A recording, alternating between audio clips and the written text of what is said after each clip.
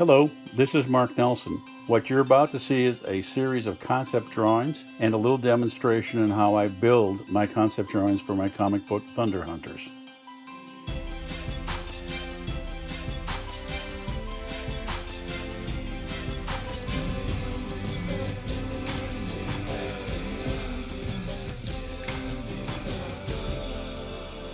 Birds are so much fun to draw, you needed Fine Feathered Friends Volume 2.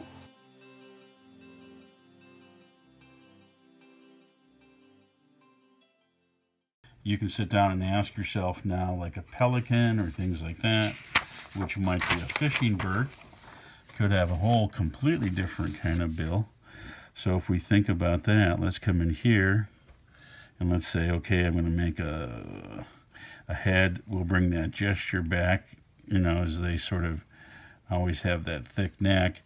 They might have a gullet hanging down in here, and going to have a long bill.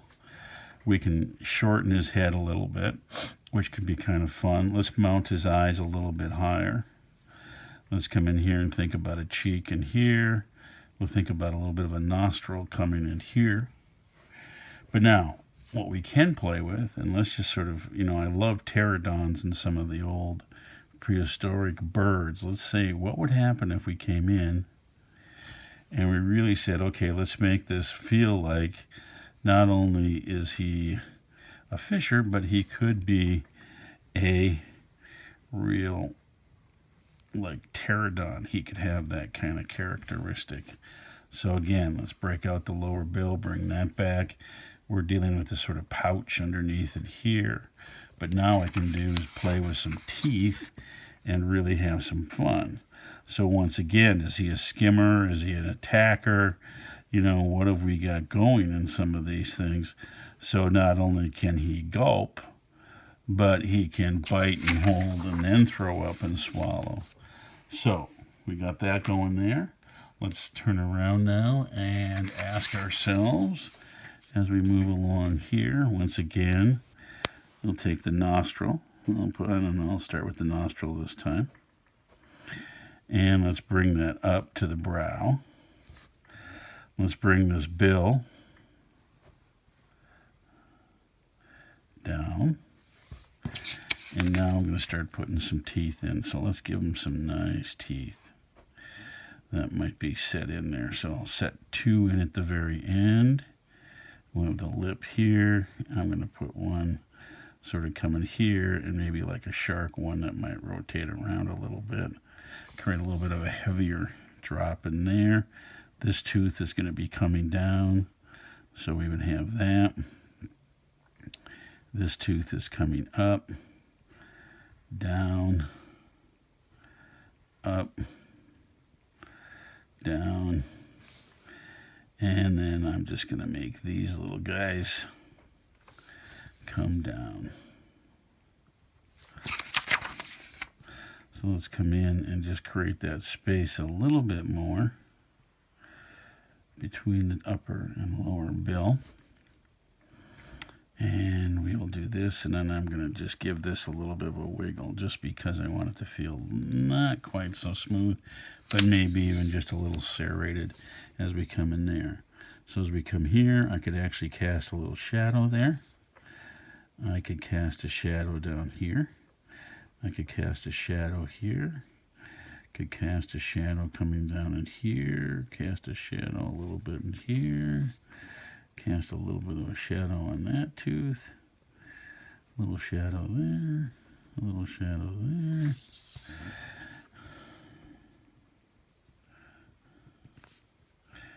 And then give the feel that there might be a little bit of a ridge in here that could be holding that tooth. So we come in, we can create that kind of feel.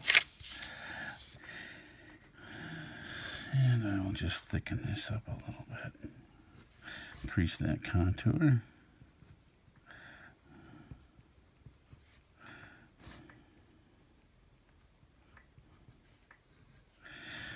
Now we can start thinking about the whole quality maybe of a little bit of a droopy bag that might be not, when it's full, is going to be tightened, but as he's sitting there, it might have a little bit of a characteristic that it's going to be kind of wrinkled. You know, the way a deflated balloon might have a different kind of character once it's been blown up and deflated and blown up and deflated. So you kind of have those little stretch marks and everything else that might come in. So we got that kind of a thing hanging underneath in here. Again, we could put even decorations, or he might have a little bit of a sensory gland coming in here. This bill could, again, have a characteristic where maybe you get a feeling that there's going to be a different quality to the surface versus here. You know, where maybe this is a lot smoother, but then this could have a little bit of texture to it. So maybe we can just add a little texture and a few little things like that, and that just changes the look. But let's make his eye a little bit beadier just to see. So if he had a little beady eye, he's going to have that kind of characteristic. Now we can come in here and let's make the eye a little bit bigger once. And you can see it doesn't quite look as menacing. But if we come in and we darken this down a little bit, bring this across, give that brow that accent, you know, again, we've already started to make him feel a little bit more menacing. Now, if you make him skeletal-like, that's going to also do it. So once again, I'm just going to come in and I'll stay with the traditional kind of round eye with a rounded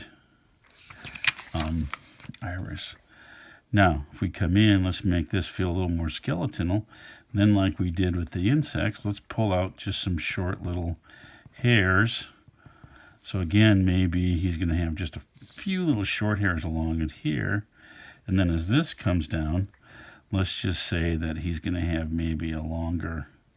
And there are all different kinds of feathers too. So I'm going to put like a long stringy feather in here and try something like that. So we now have some kind of characteristics of that. Little eardrum back in here. Maybe a little bit more of a wrinkle in the flesh. A few little starts of wee little feathers here.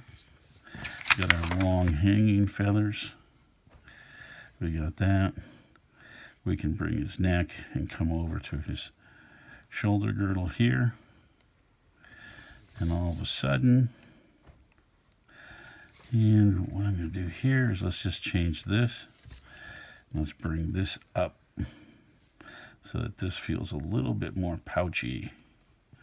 So there we go. So now we're starting to get a little bit of a pouch. We got a little bit of a shadow here. We can feel and come in and create the feathers that might be lying more against the body. A couple little guys sticking out. You know, again, it's just like when you think about your hair and everyone else's hair, you're going to have those few strands that kind of stick out. So if you're covered in feathers, you still might have a few bad feather days and have those things kind of pop out. So I'm going to just give this a little bit more of a feeling of being surrounded by something. So if it was like a harder bone shell with the bill, that the fleshiness of this would fit in to that kind of a feel. So now all of a sudden there's another little kind of bird guy here that we're getting. So, you know, so let's play with just maybe a little seed eater or something like that. And so you've got a small round head, and maybe like I play even, you know, when you play with the puffin, you're going to have the kind of head that might do this kind of a thing, and all the nice round concentric circles that are going to come in. So let's just do this. Let's say we're going to call this guy the puffin sparrow, but we'll create a nostril that's coming up high. We'll create something here. We'll make this a smaller bill, so it's not quite so flat like a puffin. We could create a shorter rounded eye shape that's going to do something like this. Let's mount the little eye. Now once again, you want to make it a little bit cuter? Let's come in here and we'll make that eye a little bit bigger. So now all of a sudden we made a bigger eye. So it's not quite as menacing as the other birds I've drawn. And now all of a sudden you can kind of see we could play with the characteristics of a little feather coming around in here. And if you want to play with the whole quality of maybe layering of feathers, where these feathers might, you know, have a different kind of a layer so that they're going to be smaller here. And like we did with the insect's eye, you just draw a little less coming up. You play with that kind of quality. Let's bring this in, and since we're going to get rid of Mr. Puffin, we're going to lose that. We'll put a nostril up here. We'll put a few little strokes just to create the boniness and you can tell I just love to have my bird teeth. So we're going to do that. So we can come in, let's create the nostril, how that bill comes in. And let's just create a whole patterning that maybe we will do a little bit like the puffin. We'll give him the black hole here. He's starting to look a little bit like a predatory duck. So with me, I cannot resist, like with quails and things like that, that you'd have a little bit of a display or something that's sticking up, something that has that kind of characteristic or quality. And then just to make them a little more unique, let's create a star iris or a cross iris. And that sort of gives you him.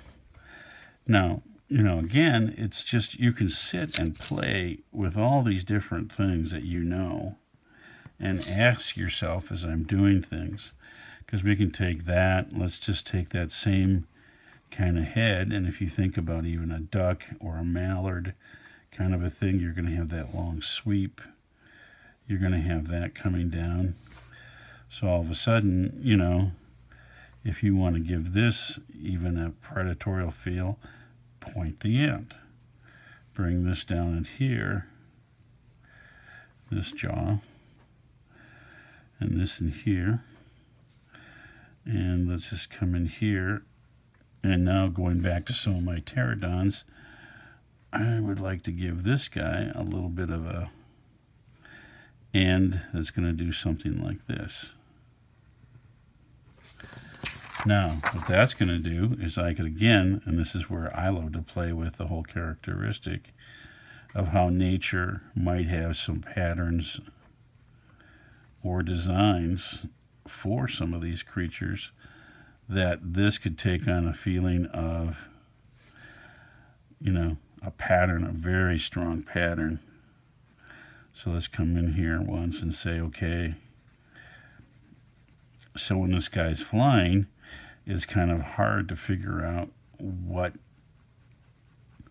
he actually is, where his eyes are, where different things are, where different things, as far as, you know, how can he break up his silhouette, his form, so that he's not as recognizable and becomes harder to see by the prey. Now, if I come and make a big head like this, that's going to create one thing. If I create a very small head or more of an aerodynamic head, you can see that gives you a whole different kind of feel.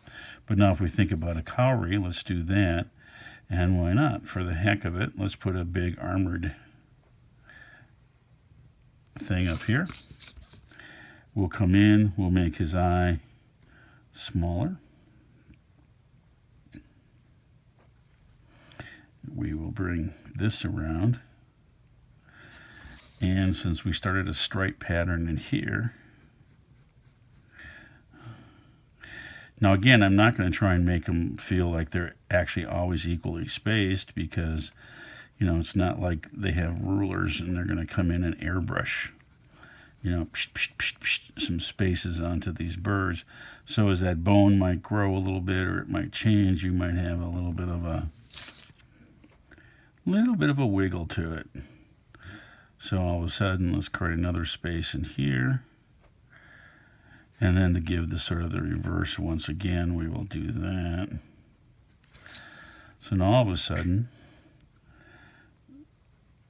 I'll give him a little bit of a feather tuft down in here. with maybe a little bit of a white feather that comes in here. And if you want to even bring this in, let's do that. Now we're kind of breaking his form up with pattern. So now you've got a very different kind of a feel. But you can see we can have some fun with that. Now once again, I could create a little hair or a spike coming off, or if I wanted to, why not? Let's see what happens if we came in and we gave him a couple little decorative feathers and did something like that. Now he's starting to look like a silly goose. So as you can sit down, you can play with these things. You can play with iterations. So if I came in here and I left this here, but let's do this once. We'll cut a pattern on a cheek and do something where we get this.